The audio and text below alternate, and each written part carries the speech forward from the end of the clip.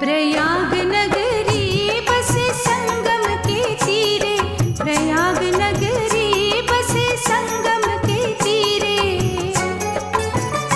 जहाँ गंगा मैया, जहाँ जमुना मैया, जहाँ गंगा यमुना और सरस्वती मैया, त्रिवेणी की धार बहे धीरे धीरे। प्रयाग नगरी बसे संगम के तीरे, प्रयाग नगरी बसे संगम के तीरे।